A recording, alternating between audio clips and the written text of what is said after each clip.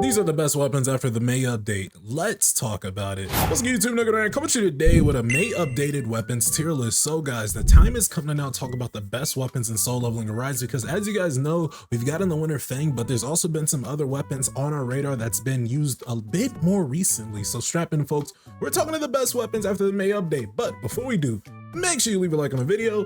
If you're new, go ahead and subscribe to the channel. Turn on post notifications so to miss a live or an upload. And of course, support your boy on that Netmarble website. Join over 636 supporters in supporting the Monica Gaming to get those free codes. There's 2 more coming out. I think 3 more coming out actually. So make sure you guys go ahead and get those free codes. First link in the description as always. And of course, do your daily gift draw to get those free essence stones. Now, let's go ahead and get straight back into the video. Talking about the changes we're going to make. We are going to pull down Night Killer from that could be useful category. And we're going to pull down that Stormbringer from the must obtain category, because there's going to be a new rankings for both of those weapons. But first and foremost, some just other changes that you could see in this tier list. I do want to say that the Truth Kasaka's Venom Fang is being a much more useful weapon, so we're gonna go ahead and sneak that up in the must obtain category. If you guys play out the Formidable Combatant, you guys already have this at advancement 5, so it's gonna be a must obtain regardless if you're progressing, you know, smoothly within soul leveling Arise. And then some of these light weapons will go ahead and go down to that beneficial category, because currently there is no content that's really using any of the light meta. So Gold-tailed Fox, let's go ahead and bump you down to the beneficial category. And I will say that the Fan of the Fire Demon, if you are playing through the fire meta, it's a bit more useful. And then Zeke's Fragments, honestly, I really just haven't been looking at this any sort of way. I feel like Zeke's Fragment is more of a weapon that you get accidentally than initially, speaking about just the other dark weapons in the game. So we're gonna move that down to the beneficial category. But that is going to be all. Let's go ahead and talk about the newest weapons you guys see at the bottom. As you guys note, we have a national level category here on this tier list as well. We've now added a new tier list and talking about the weapons that just transcends all, and we're gonna leave that towards the end of the video. But the first weapon I do want to talk about is gonna be that Night Killer. The Night Killer is going to sneak into the S or the insane category for the recent usage of it in Guild Boss. So if you guys use the Night Killer at max advancement in Guild Boss, you will see an increased use to your score if you are purchasing a lot, or I don't know why I said purchasing there, but if you are putting a lot of defensive penetration on your Sun Jinu, you guys will see an increased damage dealt for him if you guys are rocking the Night Killer, and of course rocking all the defensive penetration metas. I'm not a Guild Boss expert myself, but just off of viewing and just off of using the Night Killer, I'm seeing an increased score for my Sun Jinu, so it definitely earns its right. Now, of course, Guild Boss is only 1 game mode, so I didn't feel confident enough to put it in a national level category. I think just 1 game mode isn't enough for that weapon to be in a national level category. I think it's got to be national, as in you can use this in relatively any game mode in soul leveling Arise. Night Killer is just Guild Boss, but it's very good in Guild Boss, so it's gonna get that S rank category. But move on over for that Phoenix Soul. The Phoenix Soul is actually going to go behind the Night Killer. As we get more updates, the fire meta is getting a little bit out of that limelight. So the Phoenix Soul,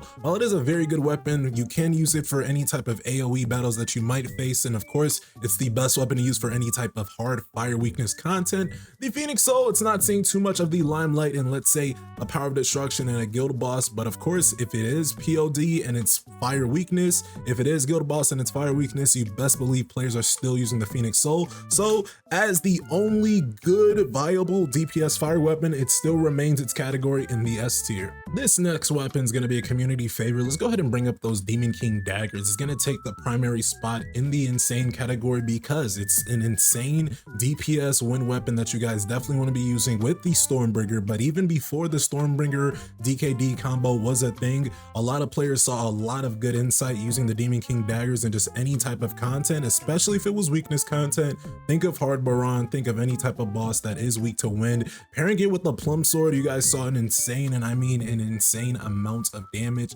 for your entire Sun Jinu team, especially if you're pairing it with great support. So the Demon King daggers is getting re-revived as you do pair it with the Stormbringer to see an even more increase to your win meta. So Stormbringer, as it's getting more and more popular, more and more used, don't forget about the Demon King daggers, which you can pair for it for a perfect combination. Now let's bring up a personal community favorite. I know the Mafia loves this one. THETIS' GRIMORE. We're gonna sneak that a little bit in between the DKD and the Night Killer. Now, THETIS' GRIMORE is again one of my favorite weapons of the game, of course, and I'm not putting it any type of bias by putting it in the S rank category because, as you guys know, a lot of the weakness is geared to water now. And as we go forward for at least 1 to 2 more updates, and each update is a month long, so for the next 2 months, water meta should be very, very viable, and you guys will be wanting to get THETIS' GRIMORE to control the field if you guys are playing any type of content. Keep in mind, this has one of the best freeze effects, it has one of the best freeze durations, and it has a good frostbite effect that deals damage to targets while they're frozen, dealing additional target damage to targets after they've been unfrozen. So use THETIS' GRIMORE to see an increased burst for your entire team, for your Sun Jinwoo, and to control the battlefield. Yaps aside, let's go ahead and get Divine. Talking about that Divine Quarterstaff, the Divine Quarterstaff will sneak in after the Demon King daggers. Now, if you guys are familiar with the first initial Stormbringer meta that did come up, people were using Stormbringer versus Proof of Strong Deimos. Deimos, mind you, was a wind resistant boss. He had a little bit of light weakness, and people were using the Stormbringer with the Divine Quarterstaff and seeing an insane amount of damage dealt, whether it's through the Divine Quarterstaff's attack damage or whether it's through the Stormbringer's attack damage. Pairing those both together was an insane combination. So I definitely see that the Divine Quarterstaff will need to go ahead and get as high as possible. Keep in mind, a lot of players and a lot of speedrunners are taking the Divine Quarterstaff to elements that aren't even light weakness. It's not light resistant in BOT, because if it was, you guys would see an increased amount of damage reduction for your player. But the fact is that if a boss is light weakness in any type of BLT, any type of speed run, you best believe that Divine Quarterstaff will be there. And even if a boss is not light weakness, you might even see the Divine Quarterstaff still there. So the Divine Quarterstaff is transcending a lot of elements, and you guys will see good usage if you pair this up in your lineup. And then there were 4, man, oh man, that national level category is looking a little bit empty. Let's go ahead and throw up the Moonshadow daggers up there, because as you guys know, man, that Moonshadow daggers will be again a staple for a lot, and I mean a lot of your content. If you guys get the Moonshadow daggers, go ahead and get it to advancement 3 as soon as possible, because that moon ghost shining in the dark effect, that lunar eclipse effect, will stack up to 3 times, and you guys will have the ability to use those 3 times anytime you do a shadow step. And then with any type of Sun Jinwoo battle, you best be doing shadow steps almost all the time. Keep in mind, the slowdown effect increases the amount of damage for his entire team and himself. So if you guys get this to max advancements, you will see an increased, and I mean an increased, and we're saying it increased a lot, but you'll see an increased amount of damage for your entire team, for your Sun Jinwoo. It was a very, very good staple in Guild Boss, in POD, and it honestly still is in some case scenarios, depending on what type of Sun Jinwoo you're running. The Moonshadow daggers is going to be a great weapon, and it was one of the best weapons you could run at a point in time within SLA, and I don't see this weapon being any type of out of the limelight anytime soon. But let's talk about a weapon that's falling from grace, the demonic flower. I always say this one, the demonic flower plum sword. This weapon is not being used as much for my end game players, so you guys might be wondering, where does this go? Well, it's actually going to go right behind the Moonshadow daggers. Now, if you look at my last tier list, the demonic plum flower sword was number 1. If you look at any one of my shorts with the top best weapons, the demonic plum sword was number 1 for a while. Guys, it's no longer number 1. Now, of course, I'm not gonna drop it out of the national level category. I think that's a bit insane. Just because we're not using it too much in the end game doesn't mean it's not viable in the mid game and the early game. And I make this tier list to just show you guys the best weapons, period, right? If you guys are going to start a new account, you can look off this tier list and make your informed decisions off of that. Now, demonic sword, we don't really gotta say too much. Plum sword stacks are insane. Amplifying draw is insane. If you guys use this on Dark Day Power of Destruction, it'll be very, very viable in about, let's say, 2 to 3 months when the dark meta is coming back. If there's big new weapons added, I guarantee you it's gonna be paired with the demonic flower plum sword. Okay, so make sure you guys do not miss out on this weapon, especially in the early game content, because one of the first workshop of Brilliant Lights that you will tackle will be Baran after you beat Vulcan. Vulcan will be pretty easy because you'll be probably using Truth Kasaka's Venom Fang in that case. So let's say you pair demonic plum flower sword with that, you guys will see an increased amount of damage, and that's exactly what I did on my free-to-play account.